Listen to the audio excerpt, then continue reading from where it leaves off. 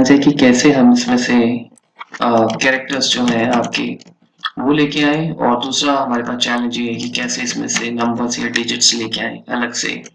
ठीक है, सो ये बहुत इजी है। अगर आपको VBA रेगुलर एक्सप्रेशन आता है, आपको इसके लिए कोई एक्सेल का फॉर्मूला या कोई VBA कोड लिखने की जरूरत नहीं है, ये रेगुलर एक्सप्रेशन से आप कर सकते हैं। इसके लिए जैसे कि हम ऑलरेडी सीक्वेंस में चल रहे हैं, तो ये कोड में हम पैटर्न सेट करेंगे अपना, बाकी सब तो मैंने वही रखा हुआ है।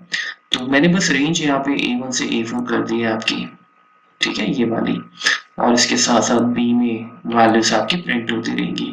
तो देखिए, अगर आपको लेट्स से नंबर्स रिप्लेस करने हैं, हटाने हैं, तो रेगुलर एक्सप्रेशन में पैटर्न में आप कुछ नहीं करेंगे, आप यहाँ पे कोट्स में सिंपल ये लगा देंगे डी, कैपिटल डी, ये, ठीक है।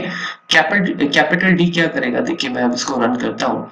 कैपिटल डी आपके सारे के सारे टेक्स्ट को रिप्लेस कर देगा। बताओ इससे आसान बात क्या हो सकती है। तो कभी भी आपको, तो ये हमारा मेटा कैरेक्टर है जो मैंने आपको लास्ट टाइम भी बताया था, ठीक है, ये भी हमारा मेटा कैरेक्टर है। अगर आपको इसका उल्टा करना हो, जैसे हमने बात की कि भाई आपको नंबर्स को हटाना हो और टेक्स्ट को रखना हो, तो नंबर्स के लिए हम स्मॉल डी यूज करते हैं, ये वाला मेटा कैरेक्टर यूज करते हैं। तो ये ऑलरेडी पैटर्न्स डिफाइन होते हैं VB में, शायद मैंने आपको इसके बारे में पहले भी कभी बताया होगा, बट अब अगर आप इसे रन करेंगे दोबारा, तो ये देखिए आपके पास टेक्स्ट आ जाएंगे।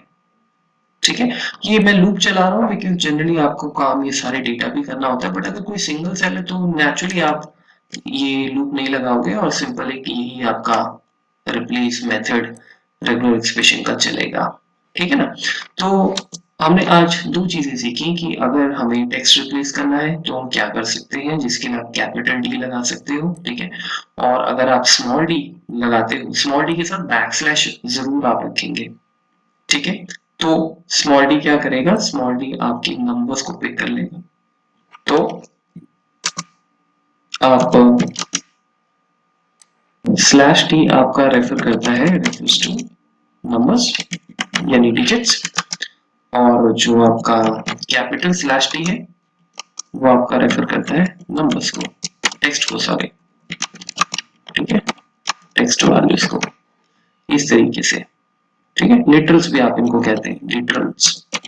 लिटरल सिर्फ एक्सप्रेशन, VBA रेगुलर एक्सप्रेशन की बात नहीं है, वैसे भी लिटरल्स आप इनको बोल सकते हैं।